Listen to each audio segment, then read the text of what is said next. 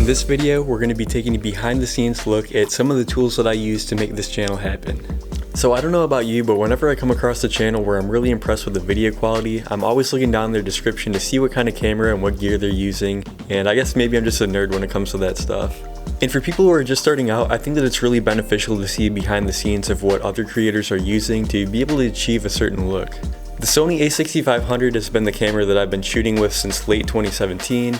And it's really like the Swiss Army knife of cameras. It has a lot of really powerful features in a very small, compact body. You've got 4K video recording, 120 frame per second slow motion, in-body stabilization, and really good autofocus, one of the most important things when it comes to choosing the right YouTube camera. Leave a comment down below if you want to see a more in-depth review of this camera for making YouTube videos.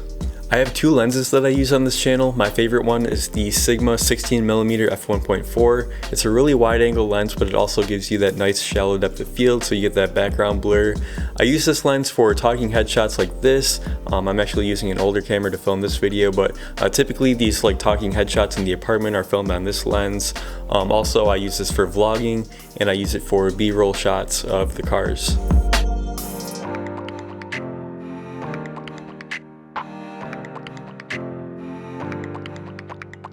The other lens that I use pretty extensively on the channel is the Sony 18-105. It's just a really good all-around focal range. Like if you only wanted to buy one lens, or maybe if I'm going out and I only want to take one lens with me, this will be the one that I choose. Just because at 18mm it's wide enough that I can vlog with it, but also you can zoom into 105, and really that's more zoom range than I usually ever need. So it's just a really good all-around lens to have. And then also this lens is image stabilized, which is nice because you guys know I shoot everything on the channel handheld.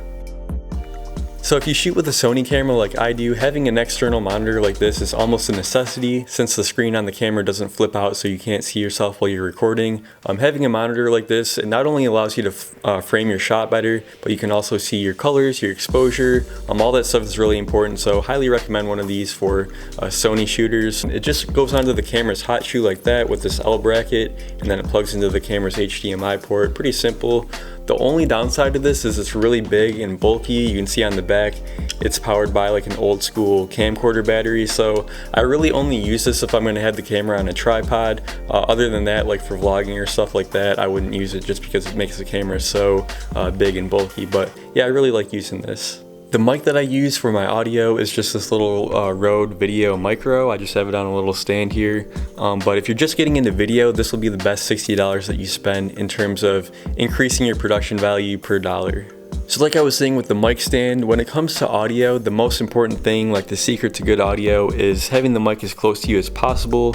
So that's why I have that. It's like just barely out of the shot here, but it's able to pick up my voice better than if I just had it mounted all the way up here on top of the camera. So when I'm shooting these talking headshots here in the apartment, I just have this Diva ring light. This one's pretty bright, and it's also got a dimmer switch on it, which is really helpful for getting the exposure just right in the camera.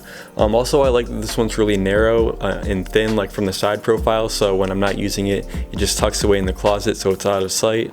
Now when I'm at my parents' house shooting videos in their garage, I have these two big softbox lights that I set up.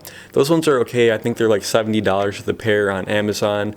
They're not the brightest, but if you're just getting started, they'll definitely get the job done.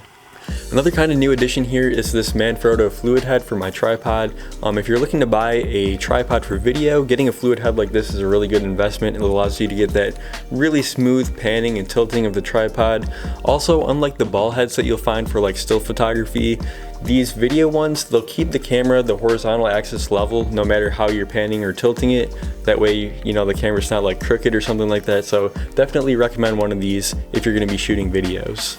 So for the most part, I don't really like camera straps because I feel like they get in the way a lot, especially if you're using the camera on a tripod, but there are some situations like when I'm shooting B-roll, I want to use a strap to be able to help stabilize the camera a little bit. So I really like these quick release ones by Peak Design. They basically just have these tabs that go in there, snaps in place. Then I can use the strap when I need to, like that. Stabilize my shot. And then when you're done using it, it just unclips just like that. So if you follow me on Instagram, all of my recent photos have been taken on the Canon 5D Mark II. Now this is a much older camera, but it's full frame and it has really excellent colors straight out of the camera. And that's just using this little cheap 50mm lens. It's like one of Canon's cheapest lenses that they make. But so far I'm really impressed with this. Now this camera does shoot video, but being that it is an older camera, it doesn't have autofocus in video mode. So unfortunately this won't be replacing my A6500, at least not for video.